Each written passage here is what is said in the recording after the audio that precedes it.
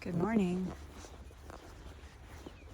I just finished doing a Pilates routine down in the space that was Tim's bedroom, and kind of midway through I was listening to some kind of quiet,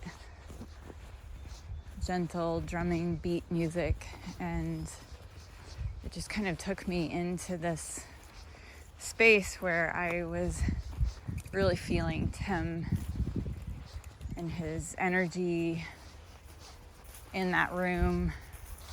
It's the room that he slept in for the past few years. He started sleeping down there when pain was really ratcheting up, well before he was diagnosed, because he just needed to be in like the cold, dark, quiet, dry space so that he could replenish himself and be ready for the next day of farm chores. And he had a rather lengthy kind of quieting down meditation routine that he would do at night to calm his nervous system and get present and still to what his body was trying to tell him. And I think for a long time he just thought if he just sat long enough, still enough, quiet enough, and set all the right intentions for his body and did the things that he was kind of being instructed to do by the different practitioners he was working with, that eventually he would recover. It was a space I didn't really go to much with him. I knew he just knew he needed like to replenish himself there. And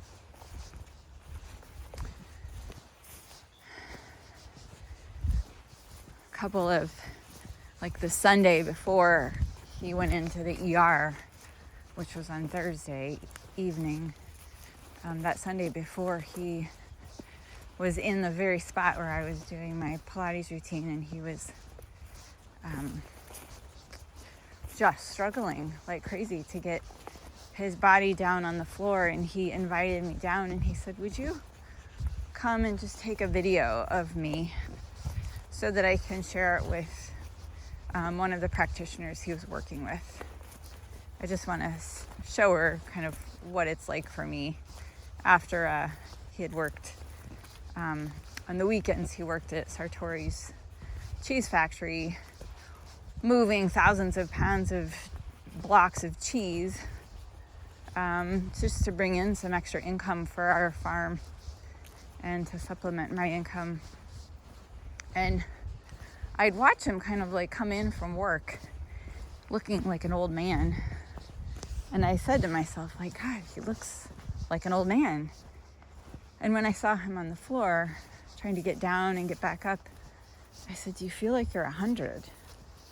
And he said, "Yeah, I do." And I mean, it should have occurred to me then that something was really, really wrong, but I knew he was working with different people and really trying to get to the bottom of what was going on with his body. And because in his early 20s, when I met him, he was dealing with chronic pain that kind of was in the form of fibromyalgia and ankylosing spondylitis. And that he'd recovered from that for a long time. But I just was so used to him kind of dealing with a body that had a lot of aches and pains that I just thought this was an extension of that. And I think he did too. And but something that I noticed this morning is this tendency to, I'd ask him if he was okay, and he's like, well, it was a mixed bag kind of response. And I didn't really know how to ask the question. And I've noticed it with my daughters where they're like, ow, that hurts. Something will happen and I say, are you okay? And they're like, I just said it hurts. Like, no, I'm not okay. Like, I wouldn't say it hurts if I was okay. And I think for myself, really what I'm asking is, do you need me to jump in and do something? Can I help you in some way?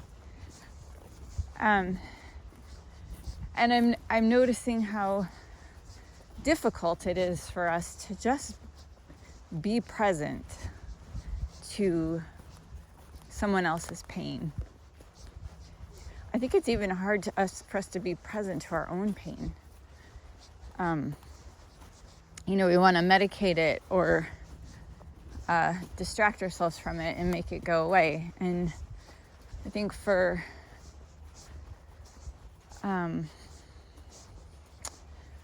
this morning I just started crying as I was sitting there and just being present to the pain that he had those years ago when he was struggling so much. And I could just feel how he had been struggling in quiet in an alone space for quite a while. And the validation that he received when he was diagnosed was an incredible relief. And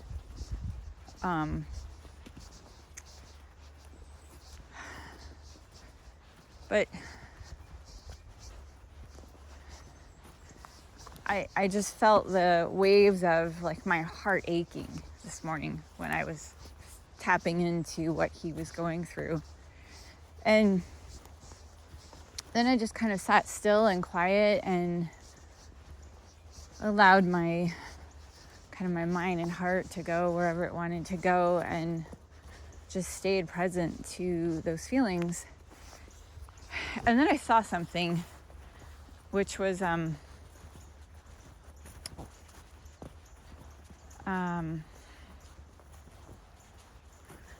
of eye-opening for me. I grew up practicing Catholicism and served as a Christian minister, Christian mystical priest for a while. And every Friday of Good Friday before Easter Sunday, Christians all over the world kind of relive the Passion and go through that with Jesus and Mary and and then there's the cross that sits at the front of the church where Jesus is hanging. And a lot of times you look at that and you're like, why? Why does it have to be so morbid and heavy? And but what I was noticing as I was feeling Tim's pain and my heart was breaking and I was crying, I could feel behind that just this incredible feeling of compassion and love. And what I felt in that ritual that we do, that Christians do all over the world, I felt like that whole thing is about having your heart just broken open to love and sitting and watching someone suffer and being helpless to change it, helpless to do anything about it. Which is what we feel a lot of the times when people that we love and are close to are suffering. We can't fix it. It's their pain to bear, and we have to sit there and watch it.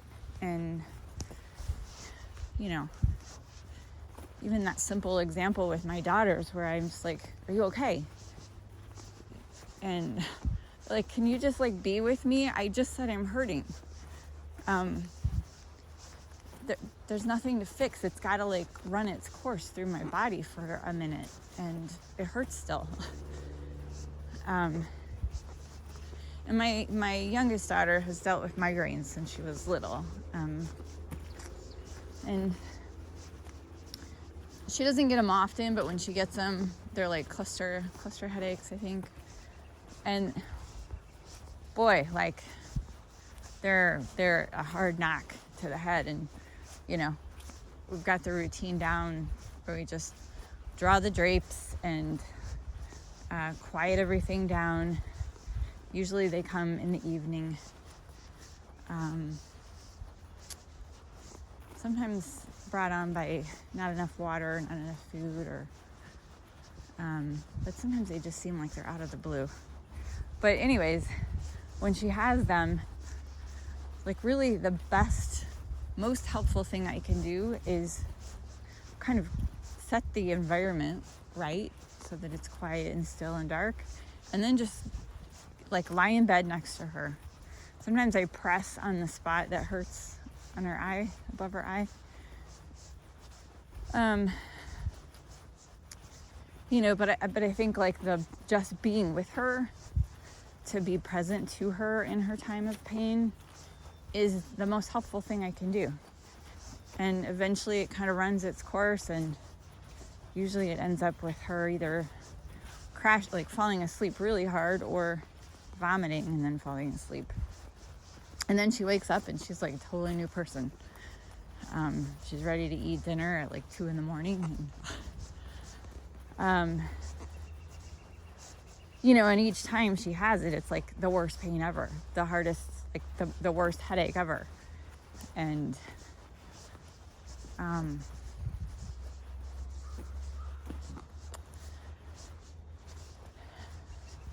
I always feel like super close to her in that time, and just after, it's just like because my heart's just like broken wide open again for her and for her suffering and just for her as a person. And so presencing pain, it just feels like a gift for us to do. And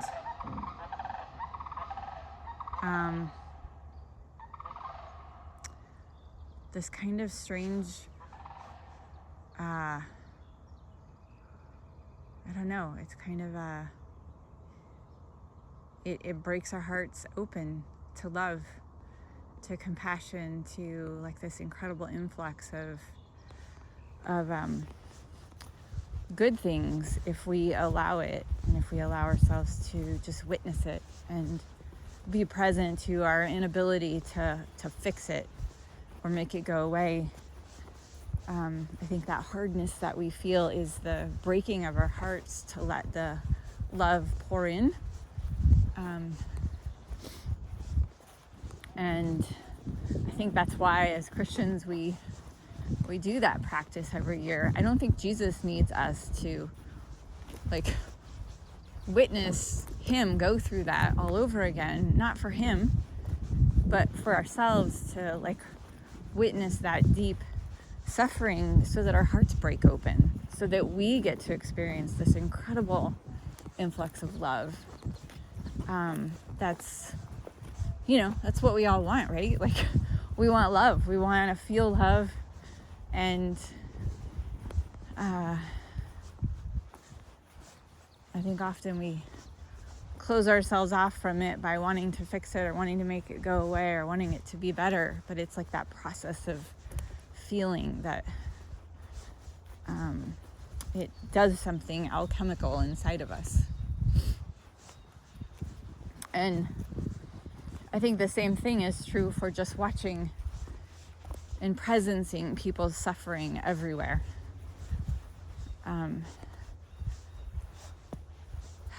I think it's easy to grow numb. I mean, I even feel myself now, because of what I've been going through, I just kind of have to tune out news and tune out various things, because it's like my heart is already broken wide open, and I have this feeling like I can't take on more pain and suffering. Like I just can't. It's like too much.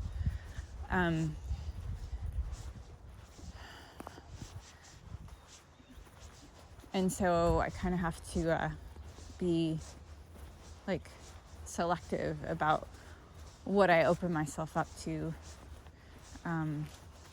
So I don't know.